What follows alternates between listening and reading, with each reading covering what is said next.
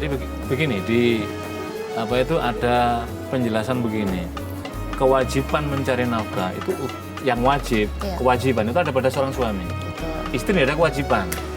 Tapi kan bagaimana kalau ini suami berkewajiban mencari nafkah, tetapi Allah belum mengizinkan, belum menakdirkan rezekinya itu mencukupi, melimpah untuk kebutuhan keluarga. Lantas istri tampil ingin menolong, ingin membantu. Maka Islam juga tidak melarang kaitan seperti ini. Tapi bukan berarti ketika istri membantu lantas kewajiban suami hilang, enggak, tetap tidak. Karena itulah istri dalam konteks ini posisinya ini sama dengan bersedekah. Bersedekah kepada keluarga, kepada suami, itu harus dipahami. Karena itulah nanti ada kaitan seperti pada seri sebelumnya, kaitan dengan bagaimana ini harta yang dilahirkan oleh seorang istri. Dihitung nggak dalam kaitan di sini? Itu di kalangan para ulama juga memberikan porsi bahasan yang berbeda kaitan di situ gitu. Lah, karena itulah ini adalah tugas mulia, membantu karena masih ada kekurangan kebutuhan ekonomi dan mendesak. Maka kemudian sifatnya adalah komplementer dia, bukan merupakan yang utama kewajiban pokok. Kewajibannya tetap ada pada tangan suami. Karena itulah pentingnya pemahaman antara suami dan istri. Jadi ketika istrinya berada banyak waktu di luar, maka suami misalkan pekerjaannya bisa dirampungkan dalam waktu yang relatif agak longgar ketika ada di rumah, maka suami juga harus bisa mengambil peran, misalkan memberikan perhatian pada anaknya, termasuk juga mengerjakan yang ada di rumah. Saya kira itu bukan menjadi hal wah masa dikerjakan lagi, tidak ada. Karena kita ingat Nabi, junjungan kita Nabi SAW dalam suatu kesempatan, selagi masih bisa dikerjakan sendiri, beliau mengerjakan sendiri tanpa menggantungkan pada Aisyah. Itu maknanya adalah Nabi ingin menunjukkan pada para umatnya, wahai menjadi suami, tidak semata-mata pekerjaan ini milik istri, tapi juga suami juga bisa berperan ketika urusan domestik di rumah tangga masing-masing. Mbak Ratna, ini apakah pernah ada kejadian yang bikin Mbak Ratna sakit hati di rumah, mungkin dari anak atau mungkin dari suami? Pernah berantem karena suami meminta Mbak Ratna untuk tidak bekerja, tapi Mbak Ratna malah nggak mau gitu? Pernah ada kejadian itu?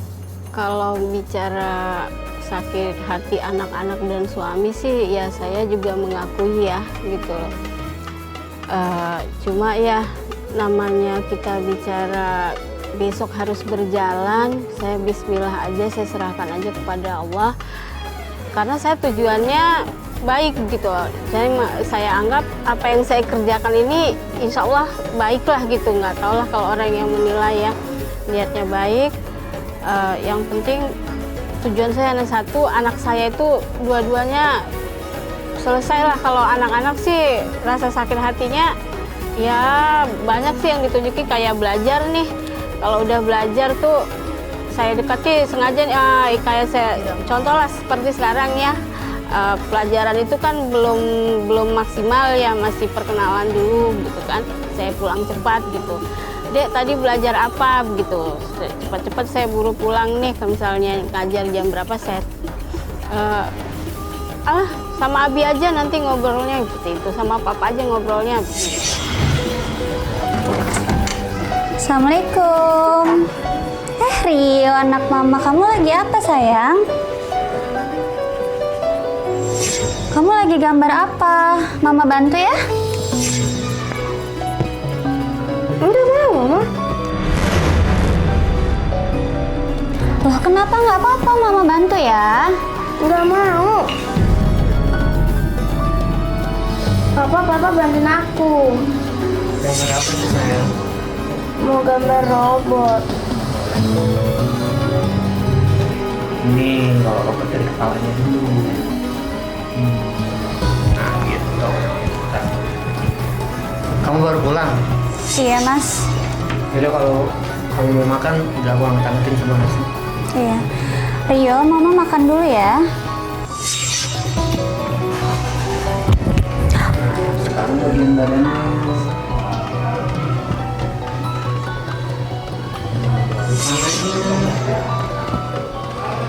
Nah gitu, pintar-pintar. Pernah komunikasikan dengan suami juga dengan keluhnya Mbak Ratna ini, misalnya anak-anak jadi jauh gitu. Ya pernah juga, cuma kamu sih katanya gitu. Aku kan sudah bilang kalau apa itu dikurangin seperti itu. Tapi kan Pak, ini anak-anak juga semakin gede, nah, gitu. Tetap aja namanya juga kita sudah guru tetap ya gitu loh. Jam itu kita tidak bisa mengatur kan, karena kan udah harus nurut lah sama yayasan seperti itu. Agak ribet juga. Berusaha nggak Mbak Ratna untuk komunikasi terus dengan anak-anak? Ya seperti ini tadi lah ya, pagi kan gimana Pak, udah diantar belum, udah nyampe sekolah nggak gitu. Anak-anak tadi saya ini pas jam istirahat udah gitu doang. Abang udah masuk sekolah belum? Udah gitu aja. Karena dalam hati saya yang penting anak-anak baik gitu kan, niatnya kan baik. Saya juga ikhlas gitu untuk semuanya. Yang penting kalau untuk agama ayahnya sudah alhamdulillah saya percaya. Baik Mbak Rana, kan kita tadi sempat ngobrol sedikit. Mbak Rana sempat bilang sama kita kalau misalnya Mbak Rana merasa sebenarnya suami Mbak Rana itu sempat mempengaruhi anak-anak Mbak Rana untuk menjauhi Mbak Rana. Itu sebenarnya bagaimana, Pak? Kok bisa Mbak Rana sebagai seorang istri berpikir seperti itu? Itu di awal-awal ketika anak saya mulai masuk SMP itu Mas Rio, yang paling gede nih di awal-awal masuk SMP, mungkin karena sudah ada masuk remajanya kali ya. Jadi itu perasaan saya sih, mungkin Umi kerja melulu katanya begitu kan. Pergi pagi pulangnya ini ditanya juga, iya nyampe, iya mau nyampe tapi nggak sampai seperti itu kan. Jadi ya kadang tidur apaan sih gitu, mau tidur gitu kalau saya pulang ya seperti. Jadi itu perasaan saya, mungkin cuma ya mau ngomong lagi ke suami ya takutnya ya jadinya bertengkar lagi gitu di rumah kan gitu. Saya nggak mau saya pulang itu bertengkar, ya sudah kalau pulang apa yang bisa saya kerjakan ya saya kerjakan saja gitu loh Mas. Daripada jadi ribut, ya penting besok anak-anak udah rapi, bajunya udah rapi. Jadi malah menghindari komunikasi daripada ada permasalahan. Iya, Ini bagaimana Pak Ustadz? Di sini kan Ibu Ratna merasa kalau suaminya ini malah mempengaruhi anak-anaknya untuk jauh dari Ibu Ratna sendiri. Itu bagaimana Pak Ustadz kalau dalam Islam? Ya, saya kira apa yang terjadi pada Mbak Ratna itu adalah konsekuensi logis. Cemburuan. Anak itu kan perlu perhatian. Siapa yang pertama memberi perhatian, ya disitulah yang akan menjadi diimitasi, diikuti, ditiru itu gitu. Nah, ucapan dan seterusnya. Makanya kan anak kita ini jangan sampai orang tuanya tidak memberikan perhatian, kemudian orang lain, orang guru yang beri perhatian, rusak anak kita gitu loh. Itu kan penting. Jangankan kita, kalau ada suami istri, si ibu bekerja kayak seperti di Jakarta kita ini, maka kemudian suster di rumah atau asistennya di rumah atau kakek nenek kita lah, kakek nenek di rumah, itu bisa-bisa kita pulang nggak disapa, itu bisa. Maka saat itu apa? Sebagai orang tua harus berbesar hati. Inilah konsekuensi yang saya ambil sebagai wanita karir, sebagai bapak karir, maka dapat perhatian anak sementara dia lebih dekat pada kakeknya, itu udah konsekuensi logis. Iya, konsekuensi logis. Karena itulah kita dibimbing oleh Rasulullah, ada teladan yang baik. Apa itu?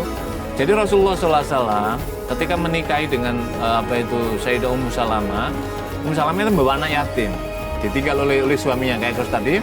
Kemudian di meja makan tiba-tiba anak Ummu Salamah yang laki-laki ini tangannya tuh menjulur ngambil makan, jadi ngambil yang jauh kira-kira begitulah. Kemudian Nabi mengatakan, ya bunaya wahai anakku, kata Nabi, kul mimma yalika, makanlah yang terdekat olehmu. Apa maknanya? Ini Nabi ingin mengajarkan tentang etika makan.